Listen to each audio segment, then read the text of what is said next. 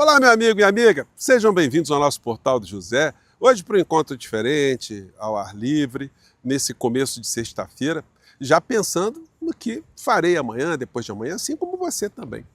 Mas nem todo mundo do nosso país está tendo essa possibilidade, não. Algumas pessoas estão presas por diversas circunstâncias. Agora, existem algumas pessoas que estão presas, que estão sendo utilizadas hoje como uma espécie de ferramenta, uma espécie de fotografia, uma espécie de símbolo para tentar salvar os criminosos que jogaram essa pessoa dentro da cadeia. Me refiro a essa senhora, a pichadora da Estátua da Justiça, a senhora Débora Rodrigues.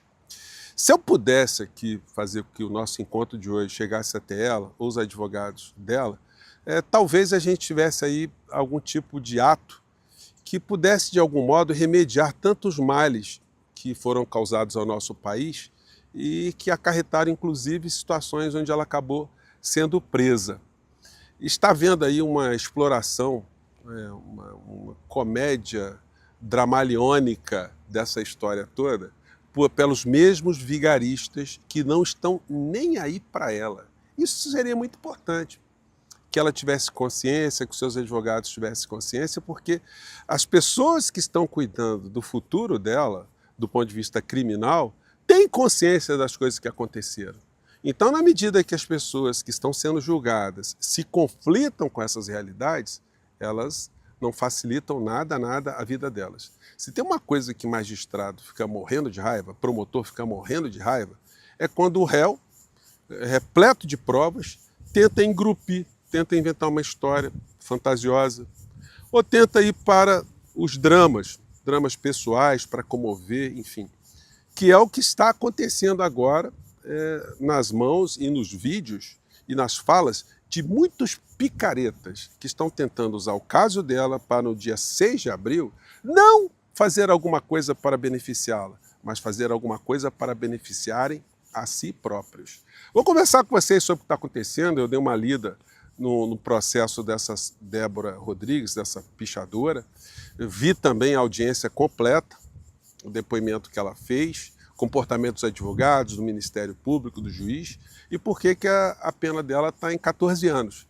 É para a gente acreditar que, de fato, ela sofreu uma pena muito grande? Será que o caso dela era para ela nem estar presa? Será que existe alguma possibilidade dessa situação dela ser alterada e de quem está utilizando a prisão dela para benefício próprio? Bom, vou conversar com vocês sobre tudo isso, mas antes de mais nada, é sempre muito importante convidar você que está chegando agora no nosso portal, ainda não é inscrito, para que, em primeiro lugar, você se inscreva aqui conosco e venha se somar aos mais de 1 milhão de amigos e amigas que já estão aqui no nosso portal. Se você gostar dos nossos outros vídeos, compartilhe, recomende, nunca se esqueça do seu joinha, o seu comentário, e se puder, venha também para o nosso clube de membros. Você que é muito bem-vindo e muito bem-vindo. Gente, se eu pudesse, como eu disse para vocês, falar alguma coisa para a Débora, vendo a tristeza que ela expõe aí nos vídeos que estão circulando por todos os lados, eu diria para ela, Débora, tem gente que ficou responsável pela sua prisão.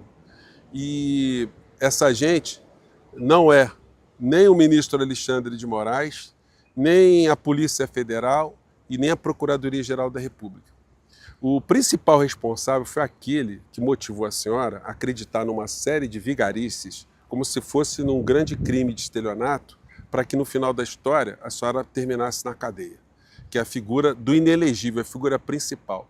Gente, a carta da Débora que está circulando por aí, para quem não está associando ainda, a Débora é aquela mulher que no dia 8 de janeiro foi presa depois de ser identificada por ter feito a pichação Perdeu o Mané no símbolo da justiça aqui do nosso país.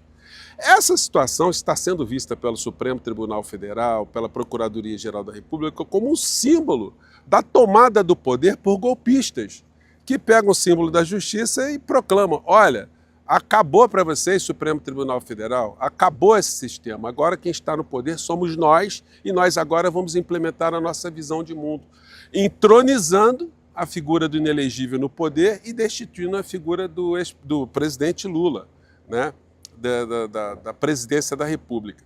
Então, essa foi a simbologia dessa história. Mas como é que a senhora Débora foi parar lá em Brasília? Em primeiro lugar, ela é residente na cidade de Paulínia, no interior de São Paulo. Ela tem esposo, 2 filhos.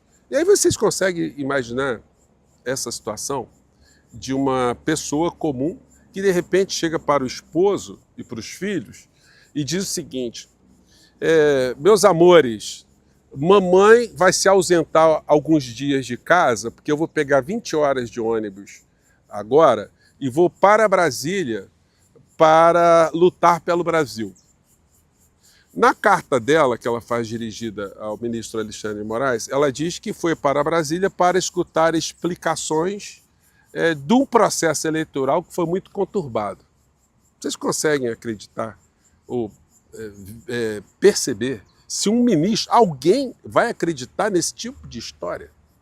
Que ela, depois desse massacre cerebral que essa gente toda sofreu, comandada sempre por discursos repetitivos do inelegível e toda a sua Orcrim, que ela foi para Brasília já com presidente eleito, uma eleição que ela certamente votou, ela participou, para escutar explicações do processo eleitoral. Isso faz algum tipo de lógica?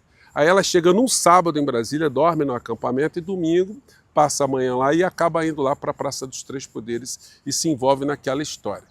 E aí, moral da história, foi presa e agora fica chorando que está longe dos filhos, do marido. Eu fico pensando que marido é esse? A esposa diz, olha, eu vou passar uns dias fora que eu vou lá para Brasília escutar explicações do resultado eleitoral.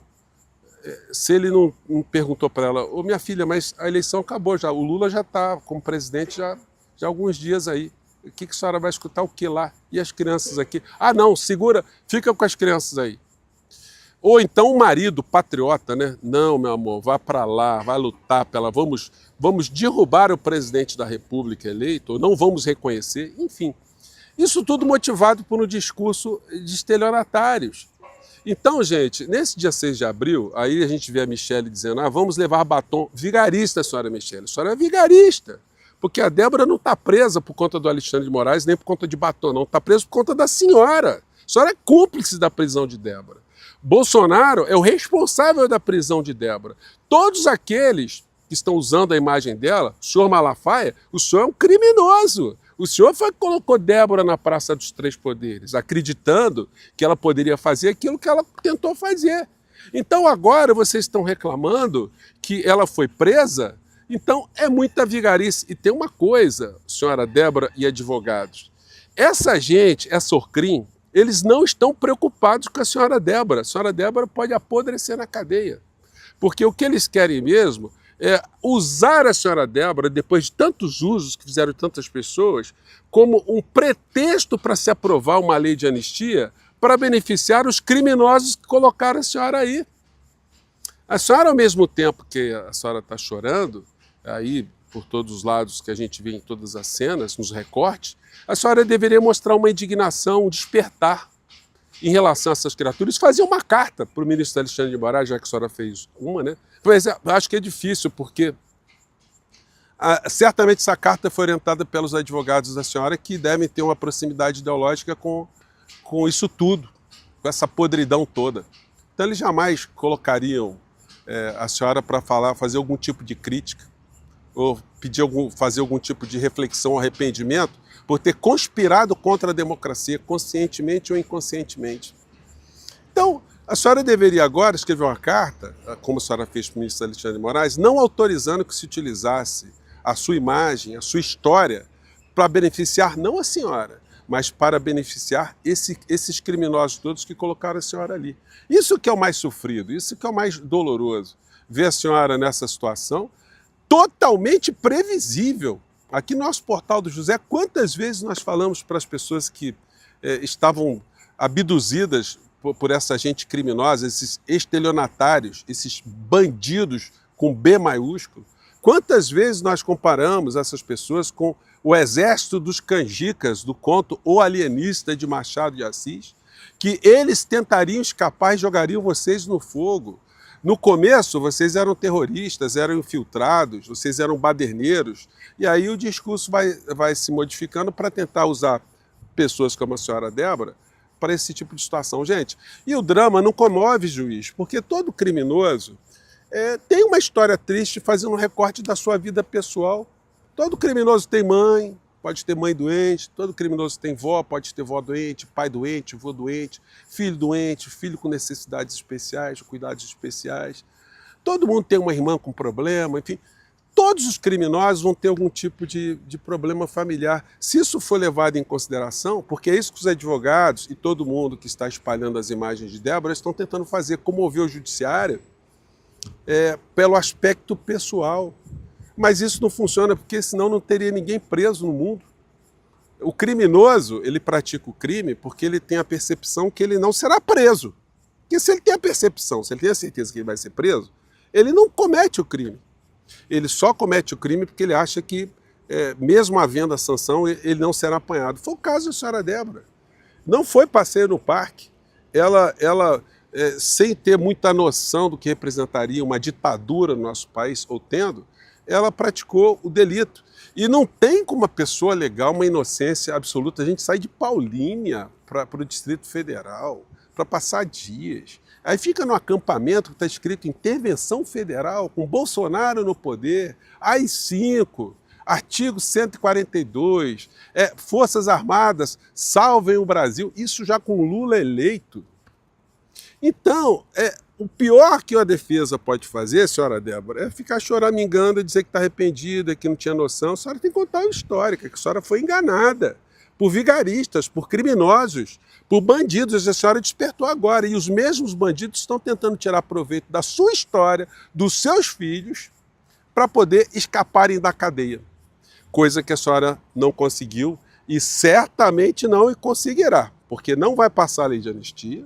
E a senhora também dificilmente vai ter uma redução de pena por conta dessa situação, porque senão acaba o mundo do direito. Todo mundo vai ter direito a uma redução de pena no nosso país. É só mostrar a sua vida pregressa, os seus dramas pessoais, os seus dramas familiares, que isso vai amolecer o coração de algum magistrado para liberar a pessoa da cadeia, né? Isso não vai acontecer. Então, advogados de Débora, a senhora Débora, escreva uma carta para o ministro Alexandre de Moraes, reconhecendo o que aconteceu, apontando de fato quem foram os vigaristas, os responsáveis. Quem sabe a senhora tiver uma percepção da realidade mais honesta, a senhora vai contribuir para que essa gente também seja responsabilizada e não utilizem o caso da senhora de forma a distorcer a realidade e beneficiar mais criminosos.